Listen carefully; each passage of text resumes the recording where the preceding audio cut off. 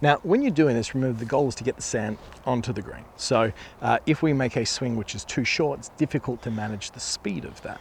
Right. And so I want you to feel like it's a really long backswing, really long follow through, and the length of the swing's creating the speed rather than you trying to push it on there, okay? Welcome back to the channel, guys. Kerrod here today on the golf course at the Forest of Arden with special guest Chris Ryan. Chris, thanks for coming along, my man. Pleasure, man. Good to see you.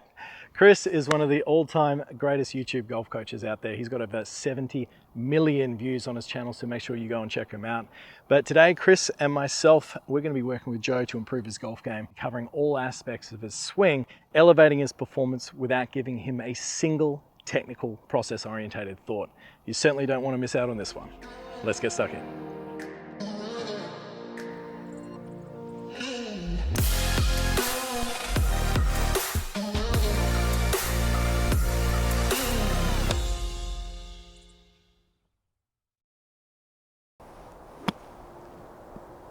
All right. Pretty close.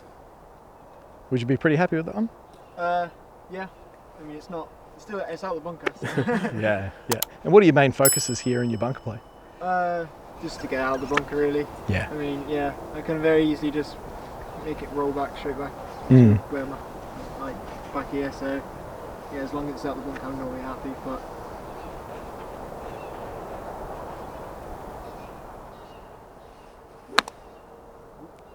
All right. And that happens occasionally? Yeah, definitely. So when that does occur, what do you think happens at the moment of impact with the club?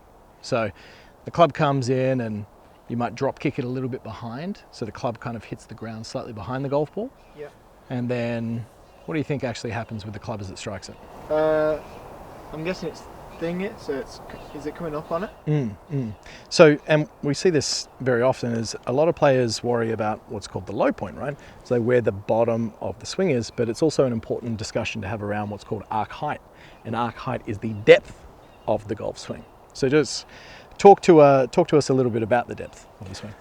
So yeah, so if you've got the low point, which is, let's say, where the ball is, if your arc height gets too deep, so it goes downwards, where you hit the sand gets earlier and earlier and earlier. So what you can actually do is theoretically, Kerrod could hit 3 bunker shots where his low point is always where the ball is, and he could hit one really heavy, perfect and really thin. And it's easy to think about, well, maybe my low point was too far back or too far forward, but it's actually just about this arc and this height and dropping it more down. So the lower it goes, the earlier it hits, the higher it goes, the more it hits. So I guess one of the key skills as a golfer is to try and analyse and try and understand, is it because my low point is moving or is it because my arc height is variable? Yeah. And I suppose the two extremes of arc height control would be like, one would be putting, right? So you don't want to hit the ground whatsoever, or a fairway bunker shot, right? To a degree.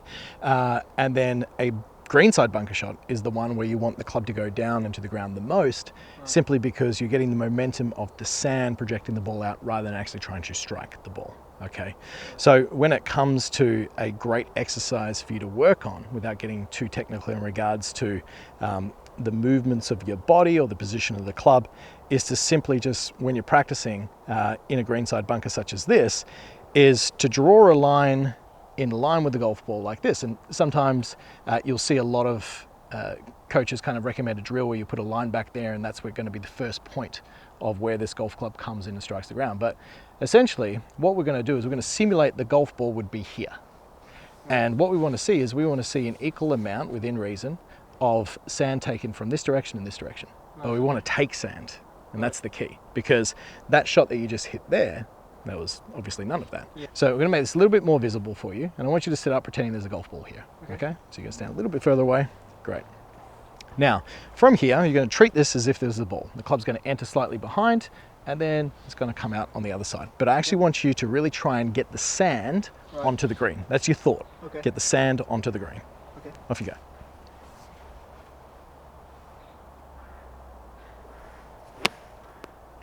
So let's have a look. Where do we first strike?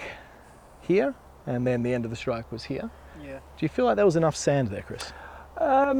I think if his low point was about right, it would have been okay. But I think that the low point was a little bit too far forward. A little bit further forward. Okay. Now, when you're doing this, remember the goal is to get the sand onto the green. So if we make a swing which is too short, it's difficult to manage the speed of that. And so I want you to feel like it's a really long backswing, really long follow through, and the length of the swing's creating the speed rather than you trying to push it on there, okay? So Yep. let's set up again for me. Okay. That one, my friend, would have been in the water over the green. Let's go again. Really focus, lots of sand, lots of sand. Even more, good try. Nice thud there. Yeah, That it was was better good. sand, wasn't it? It needs to be a bit earlier, but it was a better attempt. There you go. Next one. Okay, so how did that feel different from what you would normally do? Yeah, a lot more kind of almost heavy and More yeah. resistance from the Yeah, sand. yeah, definitely, yeah. Yeah, absolutely. And we see that a lot of players in bunker play struggle with their distance control because they're worried about thinning it over the back of the green, so they make their swing shorter. Yeah. But what happens when they make their swing shorter is it's harder to create speed. So when they actually get a quality contact with the sand like they should, like you did there, well, there's not enough momentum in the club to get the ball out, which is what you did on the first shot here. So when you step into this ball, all I simply want you to do is recreate a long swing with lots of sand. Right, Let's go. okay. The actual ball. Yep. Yeah.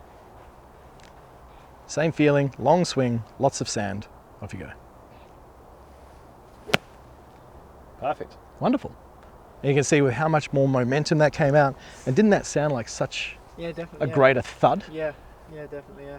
Yeah, so as you can see, a simple little adjustment there, Chris. Anything you'd add to what Joe was just doing there? Well, I think what you've done there, which I think is really important for us as a coach, is you've got a player, Joe, or could be anybody, who maybe needs some bunker work and they're maybe going to practice and that kind of stuff. But the reality is they're searching for a better bunker technique, Yeah. but they don't know what that feels like. Yeah. And so within a few swings, we can say to Joe, more sand, earlier, and you go, bang, there. So within 3 or 4 swings, he's already got something now. Okay, whenever the bunker, I know what I'm searching for. You've given him that feel, because without him, you know, he's working towards a goal. He doesn't know what that goal is, what it feels like, what it looks like. So even you took the ball away, went bang, that's the one, Joe. So then he's got, right, when he's in the bunker, he's got this that he's kind of visualising, working towards, and then he can then go, that didn't feel like that, that didn't feel like that. And then he's got something he can relate to. So I think that's really important that we give golfers this visual, this feel, this kinesthetic of what it's going to feel like, so they've got something to search for.